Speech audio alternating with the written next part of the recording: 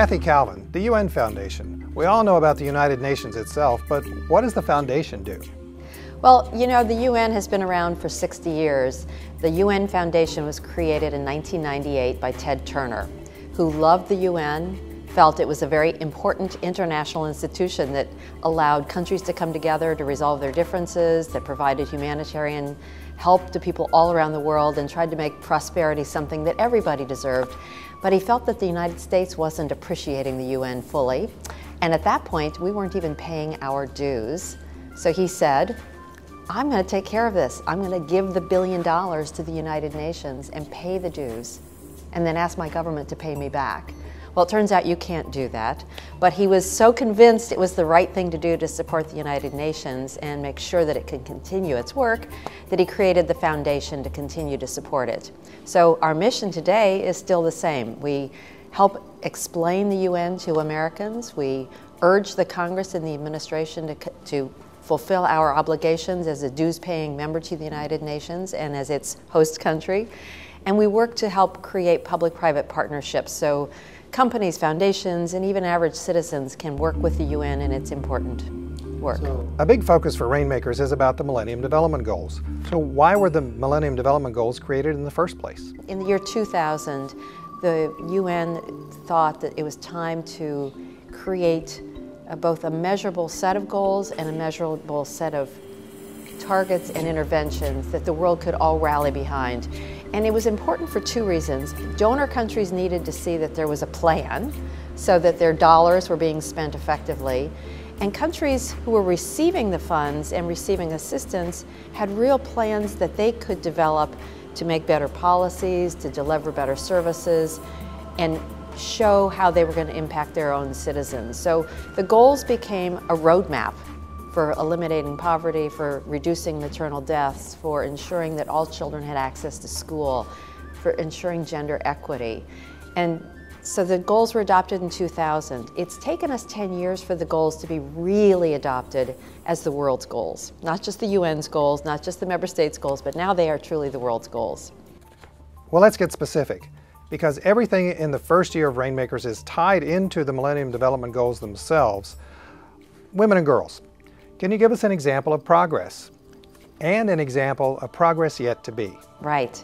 Well, women and girls, I would argue, and I think many people do, that women and girls are the key. If you can invest in women and girls, you're probably going to attack every one of the goals. And frankly, if you don't invest in women and girls, you're probably not going to meet all of the goals.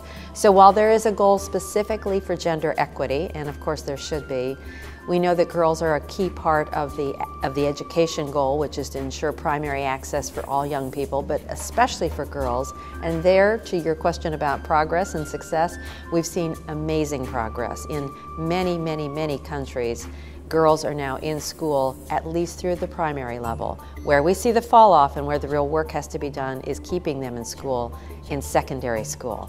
When girls don't stay in school, they tend to be married too early, they tend to be mothers way too early, and they tend to lose their opportunity to be functioning, opportunistic citizens of their communities. So we've had real progress on women and girls and education, but we have more to do. The goal that is furthest behind is maternal health. How could that be? It seems so basic, and who wouldn't want to see every mother survive and every mother have a chance to raise her child? But in fact, the numbers of maternal deaths were just a few years ago at 1 million. They've come down to 500,000, and just recently we've seen progress of 30% reduction in maternal deaths, but it's still way too many. And we know what the interventions are. There are such simple ways to keep a mother alive, starting with having a skilled birth attendant when she's giving a baby, just as we do in most Western countries. So the Secretary General just this year created a global strategy for maternal and children's health so that we can put much more emphasis. And we announced a commitment of $40 billion from donor countries and from countries who are creating new policies to address what we can do to keep more women and children alive. So what country is a shining example of success?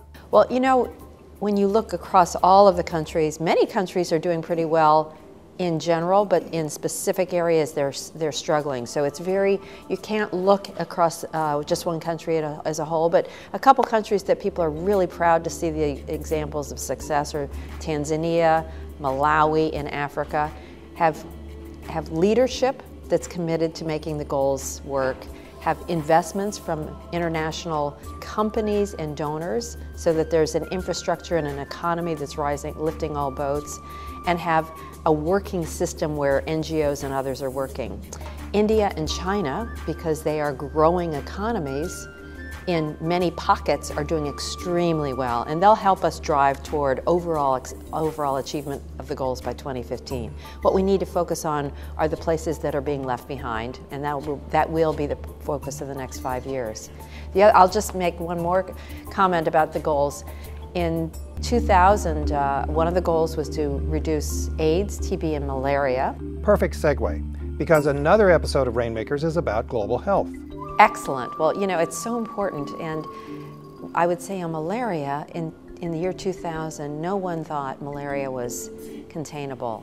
And it's crazy because more people die of malaria on the continent of Africa than of AIDS. But we've made incredible progress, and it's a very good example of how the goals can be met. There was new political will, there was new technology. We now have bed nets that can be treated once and they last 5 years. There was social mobilization within the continent of Africa where African leaders became convinced this was their job to make sure their people had a chance to live. And then there were campaigns in the US. We run a campaign called Nothing But Nets that invites people to send $10 to save a life by sending a bed net for a family in Africa. It's motivated people tremendously, and we've gone from 22% recognition that malaria exists around the world to close to 70% now, and a total awareness that this is something we can fix. And so we have partners ranging from the National Basketball Association to the United Methodist Church, all of whom are united in this goal of ending malaria by 2015. Another goal relates to poverty. Yes. And another Rainmakers episode is about land ownership and how it relates to poverty alleviation. Has there been progress around the world in helping people own their own land and use it better? Well, it's a critical goal, and once again we come back to women and girls, because women and girls are often left out of land ownership and land and property rights in general. And it actually goes back to whether or not women and girls are even counted and measured and given IDs. A very basic thing in our country and most Western countries, but if you don't have that, it's very hard to have a way to measure and record land ownership. I think we're going to see a dramatic revolution in the next 5 years in both land ownership and small farm land production. And of course, you may not know, but most farmers are not men, but they're women. And so if you can get women with the right to own and produce from their own land, we know that what happens is that they feed a community. And so there's a huge movement to do two things. One is to make sure land ownership is something that is more readily available, and that the tools, whether it be water or fertilization or seeds, are made much more readily available. And that's a really easy thing to do. Far and away, it seems that more and more people are saying that the biggest issue that's coming down the road is about water. Yes. Well, there's a Rainmakers episode about water, safe water, usable water, drinkable water, even people fighting about water. Tell us about the Millennium Development Goal relating to water. So water is the 7th goal, and it's a very challenging one because of all the things you just said about the rights to it, the availability of it, and making sure that it's clean. And water affects almost everything because it's at the root of why so many girls are physically and sexually abused, as they have to walk long distances to gather water for their communities, carrying these large buckets on their head. It's a large cause of the diseases in most of southern Africa that are waterborne and related to water. And we know that if we can just clean the water and give people access to clean water and make it easily available, we can deal with disease. And then, of course, water is a scarce commodity in lots of parts of the world, and so having policies that ensure water is available and freely and fairly available is going to be an ongoing political challenge for the world. How can more people find out about all the great work that you're doing right here at the UN Foundation? Well, the first place to go is our website. It's www.unfoundation.org. And once you're there, you'll learn about all the campaigns we run. And we run campaigns because we think that's a great way to motivate and engage people. So if you care about adolescent girls, and if you're an adolescent girl yourself, or you know one, or you have one in your family, there's a campaign that we run called Girl Up that lets girls give a high five to girls around the world so that everybody can have the same opportunities as our fabulous, talented, and lucky American girls have. So they can give a high five. They can learn 5 facts about girls around the world. They can tell 5 friends. They can raise $5. So there's a really simple way for them to be engaged and feel like they're making a difference. And we know they're compassionate and they're energized and want to share and help.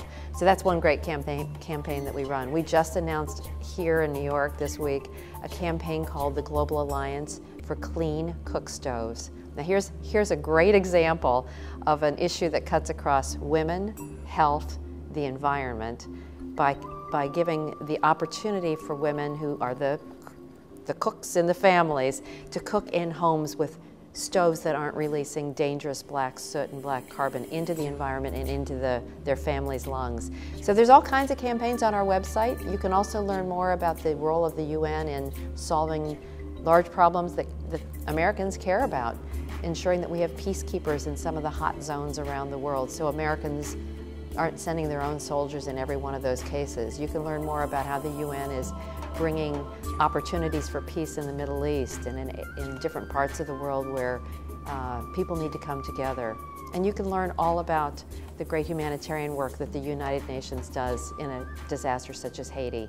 There's lots of opportunities for people to get engaged as well. So all around the world, that's where you work. You work there personally.